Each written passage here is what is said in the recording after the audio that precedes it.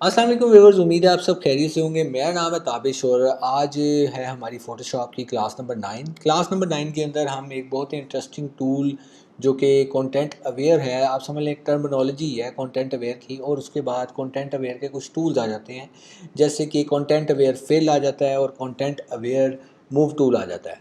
तो सबसे पहले तो मैं आपको कुछ बेसिक चीज़ें सिखाऊँ, क्योंकि ये चीज़ें जो होती कंटेंट अवेयर है ये सिलेक्शन से इंटरलिंक है। तो सबसे पहले हम यहाँ पे कोई एक एरिया जो सा है वो सिलेक्ट कर लेते हैं, और मैं आपको कुछ शॉर्ट कीज बताने वाला हूँ कि अगर तो आप चाहते हैं कि आपका जो सा है सिलेक्टेड एरिया फिल हो जाए, ठीक है, तो आप एक शॉर्ट की प्रेस करते हैं, ऑल्ट ऑल्ट बैक स्पेस। ठीक है, ऑल्ट बैक स्पेस दबाने से आपका जो फोरग्राउंड वाला, ये इसको फोरग्राउंड वाला कलर कहते हैं और इसको बैकग्राउंड वाला कलर कहते हैं। अगर तो आप चाहते हैं कि आपके सिलेक्टेड पोर्शन के अंदर ये फोरग्राउंड वाला कलर आए, तो आपने ऑल्ट बैक स्पेस जो है प्रेस करना है। लेकिन अगर आप चाहते हैं कि आपके बैकग्राउंड वाला कलर आए, जिसको हम थोड़ा सा डिफरेंट कर देते हैं ताकि हमें थोड़ा सा डिफरेंस फील हो सके बैकग्राउंड से, तो अगर हम चाहते हैं कि हमारा ये बैकग्राउंड वाला कलर है, तो हम इसको करते हैं कमांड या कंट्रोल बैक स्पेस, तो इससे ये चीज़ आ जाती है। लेकिन अगर हम शिफ्ट बैक स्पेस दबाएं तो हमारे पास फिल की ऑप्शन आ जाती है, जिसमें आप देख सकते हैं कंटेंट अवेयर की भी ऑप्शन है, फोरग्राउंड की भी ऑप्शन है, बैकग्राउंड की भी ऑप्शन है। इस तरीके से काफ़ी जो है हमारे पास ऑप्शन हैं। ठीक है, तो यहाँ पे अगर हम फोरग्राउंड को फिल करना चाहते हैं तो हम इसको ओके करेंगे। आप देखेंगे बैकग्राउंड जो सा फिल हो गया। इस तरीके से अगर हम यहाँ से फोरग्राउंड कलर जो सा वो इसको फिल करना चाहेंगे, तो आप देख सकते हैं कि ये वाला फोरग्राउंड कलर उसके अंदर फिल हो चुका है। अब बात करते हैं थोड़ी सी, हम दूसरी शेप ले लेते हैं। इसको हम करेंगे कंट्रोल जी, बिल्कुल पहले वाली हालत में। ठीक है, और इसके बाद हम एक न्यू लेयर जो है वो सिलेक्ट करेंगे। अब न्यू लेयर पे हम एक स्टार बनाते हैं ब्रश टूल से। ठीक है, यहाँ से इसकी ओपेसिटी फुल करते हैं, स्क्रीन पे हुआ हुआ है इसको नॉर्मल करते हैं, और यहाँ से इसकी हार्डनेस फुल करते हैं, और थोड़ा सा साइज़ अगर कम करते हैं तो यहाँ से हम बनाते हैं एक स्टार। ठीक है, एक साइड स्टार की थोड़ी सी ज़्यादा बड़ी हो गई है, लेकिन कोई बात नहीं। अब हम इस स्टार के साथ थोड़ा सा प्ले करेंगे, क्योंकि कंटेंट अवेयर में ऐसा होता है मोस्टली कि कंटेंट अवेयर में जो आपका कंटेंट फिल होता है वो आपके इन्वायरमेंट में से कलर्स लेके इसके अंदर फिल करता है, जो आपकी सिलेक्टेड लेयर होती है। तो इन्वायरमेंट से कलर लेने के लिए इसका ट्रांसपेरेंट बैकग्राउंड है, अभी आप देख सकते हैं कि इसका ट्रांसपेरेंट बैकग्राउंड है, तो इसका कोई बैकग्राउंड होना चाहिए। हम क्या करेंगे, एक रेक्टेंगल ड्रॉ करेंगे बिल्कुल वाइट कलर का, और हम इसको ड्रॉ करेंगे यहाँ से यहाँ तक। हमने कर लिया ड्रॉ, और इसको थोड़ा सा बैक पे ले आते हैं, नीचे ले आते हैं, और हम इन दोनों को कर लेते हैं मर्ज, यहाँ से मर्ज लेयर्स। ठीक है, अब क्या है, ये स्टार जो सा है वो ट्रांसपेरेंट नहीं रहा, इसके इर्द गिर्द जो सा है एनवायरनमेंट में थोड़ा सा कलर आ चुका है। हम इसको सेलेक्ट करेंगे सबसे पहले, और सेलेक्ट करने के बाद हम प्रेस करेंगे शिफ्ट बैक स्पेस या शिफ्ट डिलीट। यहाँ पे मैक में जो सा है वो बैक स्पेस की डिलीट की ऑप्शन होती है बैक स्पेस की जगह, और हम इसको करेंगे ओके। ठीक है, आप देख सकते हैं कि उसने इर्द गिर्द से जो सा इन्वायरमेंट से कलर लेके उसको फिल कर दिया है, और आप समझ लें कि जो भी स्पॉट था, जो भी स्टार था, वो हमारा गायब हो चुका है। अब एक और बात मैं आपको समझाना चाह रहा था कि अगर तो हम चाहते हैं कि इसकी अ, सबसे पहले इसको दोबारा से ट्रांसपेरेंट वाली फॉर्म में लेके आएंगे। अगर अगर हम इसको जो सा है फिल करना चाहते हैं फोरग्राउंड को, इसके कलर को अगर हम फिल करना चाहते हैं, फोरग्राउंड कलर आप देख सकते हैं यहाँ पे मैंने क्लिक किया हुआ है। फोरग्राउंड कलर कौन सा है, वाइट। इसको थोड़ा सा चेंज अभी नहीं कर सकते जब तक ये हमारे पास पॉपअप जनरेट हुआ है। तो ये देखें यहाँ पूरा वाइट हो गया। अभी कलर थोड़ा सा चेंज करते हैं ताकि आपको थोड़ा सा इसका डिफरेंस फील हो। तो अब हम शिफ्ट बैक स्पेस दबा के फोरग्राउंड कलर पे ओके करते हैं, तो आप देख सकते हैं इसने पूरा जो सा है सिलेक्टेड एरिया फिल कर दिया। लेकिन हम चाहते हैं कि सिर्फ हमारा जो स्टार है वो फिल हो, तो हम क्या करेंगे कि शिफ्ट बैकस्पेस प्रेस करेंगे, और यहाँ पे प्रिजर्व ट्रांसपेरेंसी पे चेक करेंगे, और यहाँ पे चेक लगाने के बाद आप देखेंगे कि जो आपका स्टार है, जो आपका सिर्फ समझ लें कि सिलेक्टेड एरिया था, वो पूरा का पूरा नहीं हुआ, लेकिन जितना आपका विजिबल एरिया था वही जो सा है वो फिल हुआ है।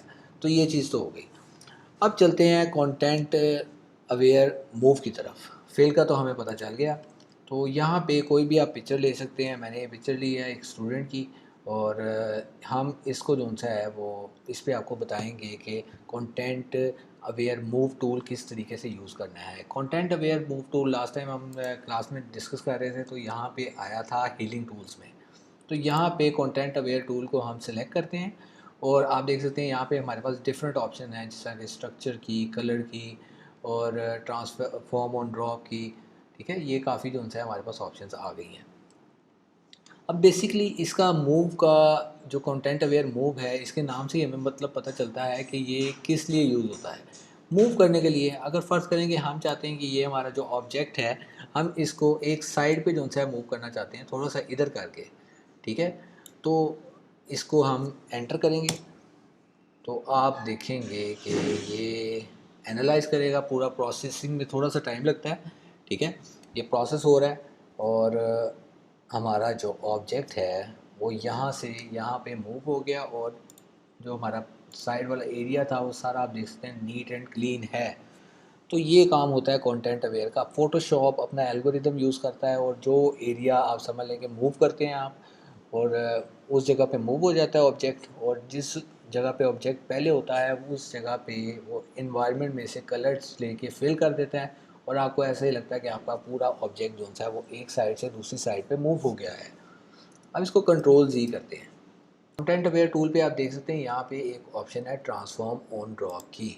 ट्रांसफॉर्म ऑन ड्रॉप से क्या होता है कि जब हम इस ऑब्जेक्ट को सिलेक्ट करते हैं, और याद रखिएगा जब भी आपने सिलेक्ट करना है इसको बिल्कुल एंड टू एंड नहीं करना, आपने बड़ा लूजली करना है। लूजली करने की वजह ये है कि उस साइड पे से कलर्स उठाने होते हैं, तो वो जब बिल्कुल हम एंड टू एंड करते हैं तो वो समझ लें कि अगर हम इस ऑब्जेक्ट को यहाँ से करेंगे तो ब्राउन और वाइट मिक्स होगा। तो हमने कोशिश करनी है कि हमने लूज़ली करना है, जो बैकग्राउंड का एरिया है हमने थोड़ा सा वो भी उठाना है। तो हम इसको एक बार दोबारा से लूज़ली जो सा है वो सिलेक्ट कर लेते हैं। अब ये सिलेक्ट कर लिया हमने, थोड़ा सा मेरा ख्याल है यहाँ से कट गया है, लेकिन खैर है, ठीक है। और हम इसको मूव करके लेके आते हैं इस साइड पे। अब आप देख सकते हैं मेरे पास यहाँ पे ट्रांसफॉर्म कंट्रोल्स आ रहे हैं। ट्रांसफॉर्म कंट्रोल्स का मतलब है कि मैं इसका साइज़ छोटा भी कर सकता हूँ, आप देख सकते हैं। और ये चीज़ जो सी है हमारे पास दूर आ गई है। यानी दूर की जो चीज़ें होती हैं वो छोटी ज़्यादातर अमूमन यही होता है, जिस जैसा ऑब्जेक्ट दूर जाता है तो हम वो छोटा होता जाता है। तो हम इसको यहाँ पे ले गए, और आप देख सकते हैं कितना क्लियर जो है हमारे पास ये मूव हो के आ गया, और हमारा बैकग्राउंड जो है वो थोड़ा सा आप देख सकते हैं कि थोड़ा सा डिफरेंस लग रहा है। तो इसको हम मुख्तलिफ चीज़ों से जो है रिजॉल्व कर सकते हैं, जैसे कि पैच टूल है हमारे पास, क्लोन स्टैम्प टूल है, तो उससे भी हम जो है इसको वो कर सकते हैं। ठीक है, तो ये हो गया। अब बात करते हैं स्ट्रक्चर की और सैम्पल लेयर्स की। और एक और बात मैं आपको बताता चलूँ कि अगर तो आप इस पे इसको जब मूव करते हुए आपका ये चेक नहीं लगा होगा, तो आपका जो ट्रांसफॉर्म कंट्रोल्स हैं वो भी नहीं आएंगे। ठीक है, तो आप इसका रीसाइज़ भी इसको नहीं कर सकते। अब देखिए मेरे पास कोई ट्रांसफॉर्म कंट्रोल नहीं है, डायरेक्ट वो मुझे प्रोसेसिंग के पास ले गया। तो ये चीज़ आप देख सकते हैं। बाकी सैम्पल लेयर्स का मतलब है कि अगर मैं न्यू लेयर जनरेट करता हूँ, ठीक है, तो वो जो सिलेक्शन होगी वो ओवरऑल उस सैम्पल लेयर्स में से, यानी सारी की सारी लेयर्स में से देखेगा, और उसके बाद जो है वो उसको करेगा। उसके लिए किसी हमें स्पेसिफिक लेयर को सिलेक्ट करने की ज़रूरत नहीं है। इससे हमें ये फ़ायदा हो जाता है। और दूसरी बात ये कि स्ट्रक्चर की बात करें तो ये स्ट्रक्चर जो सा है, कई मरतबा ऐसा होता है कि आपकी जब इमेज आप करते हैं तो वो बिल्कुल साइडों से एकदम शार्प नहीं होती। और इसी तरीके से, एक मिनट, ये प्रोसेस हो रहा है, ये देखें, इससे थोड़ी सी स्ट्रक्चर भी उसका जो सा है वो हिल गया। तो आपने इसको डिफ़ॉल्ट में रखना है। ठीक है, और यहाँ से अगर कलर की मैं बात करूँ तो आप देखें कलर्स में भी थोड़ा सा डिफरेंस इससे आ जाएगा। बिल्कुल आप प्रेडिक्ट नहीं कर सकते एग्जैक्ट कलर, ये थोड़ा सा हिट एंड ट्रायल का होता है। फोटोशॉप में काफ़ी ऐसी चीज़ें होती हैं जो चाहिए वो हिट एंड ट्रायल होती हैं। तो एक तो ये चीज़ हो गई, और मैं ज़रा कंट्रोल जी करता हूँ क्योंकि हम्म, जी, तो मैं इसको सबसे पहले एक दोबारा से सिलेक्ट करता हूँ। एक और चीज़ मैं आपको समझाना चाह रहा हूँ कि एक्सटेंड की क्या मतलब है।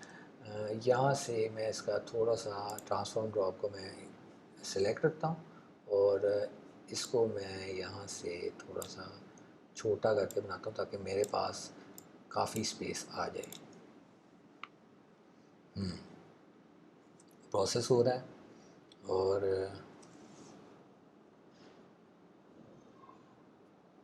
बैकग्राउंड रिमूव हो रहे हैं यहाँ से, यानी जो एक्स्ट्रा था पार्ट वो रिमूव हो रहा है,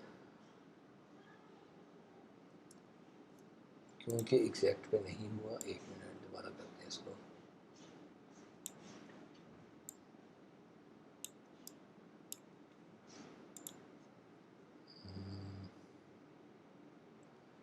जब मैंने इसको लास्ट टाइम मूव किया था थोड़ा सा वो ओरिजिनल ऑब्जेक्ट के ऊपर भी आ गया था, तो इसकी वजह से जो सा है ये हुआ है। और साथ में कलर्स का भी थोड़ा सा डिफरेंस आएगा, आप देखेंगे, क्योंकि ये जो सा है वो कलर्स इस पर हो जाए। इसको 0 करें और इसको 4 पे करें तो बिल्कुल एग्जैक्ट वो हमारे पास ऑब्जेक्ट आ जाएगा। इसको अगेन करते हैं हम,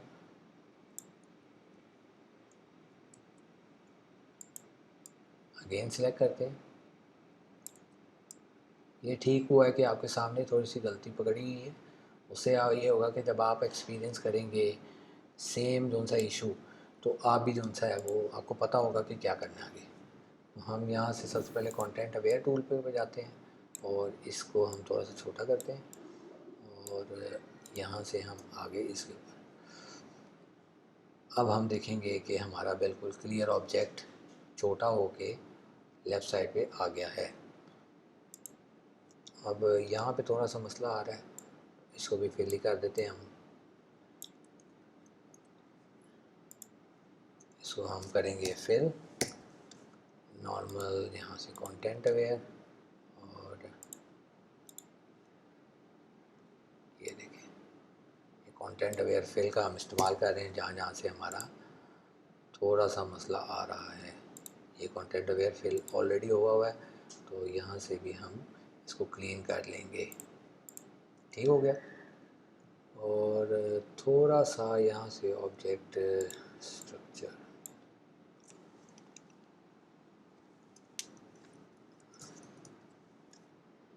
तो अब हम एक और चीज़ मैं आपको बताना चाह रहा हूँ कि यहाँ पे अगर मैं मूव से एक्सटेंड पे करता हूँ तो उसका क्या कौन सा इफेक्ट होता है। तो सबसे पहले मैं चाहूँगा कि ये जो मेरा ऑब्जेक्ट है इसको मैं थोड़ा सा छोटा करूँ और यहाँ पे थोड़ी सी स्पेस बना लूँ। ठीक है, तो हम जाएंगे इसी पे और इसको थोड़ा सा छोटा करेंगे और यहाँ पे आप देखेंगे कि मेरे पास ये ऑब्जेक्ट बन चुका है। बस थोड़ा सा फिल हो रहा है, प्रोसेस हो रहा है। और उसके बाद यहाँ पे आप देखेंगे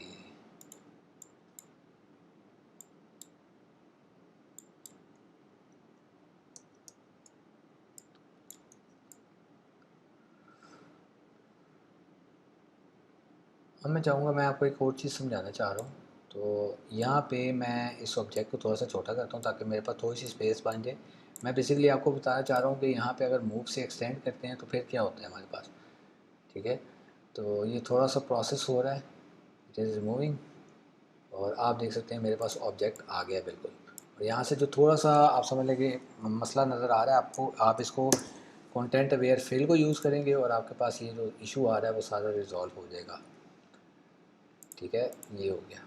अब मैं चाहता हूँ कि मेरा जो ऑब्जेक्ट है वो भी बना रहे और इसका डुप्लिकेट हो के यहाँ पे फिल हो जाए।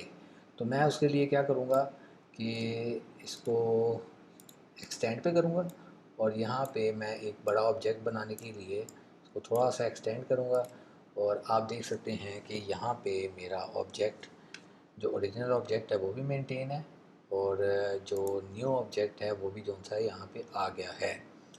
तो उम्मीद है कि आपको ये टूल पसंद आया होगा और समझ भी आ गया होगा, क्योंकि मेन मकसद आप लोगों को समझाना है। और अगर तो आपको वीडियो पसंद आई है तो इसको लाइक करें, शेयर करें, सब्सक्राइब करें और अपने फेलो फ्रेंड्स जो भी हैं, जो भी फ़ोटोशॉप सीखना चाहते हैं, उन सब के साथ शेयर करें ताकि वो लोग भी फ़ायदा उठाएं और फ़ोटोशॉप सीख के आगे फ्रीलांसिंग करके पैसे कमाएं। तो मिलते हैं इंशाल्लाह नेक्स्ट वीडियोज़ में। अल्लाह हाफ़िज़।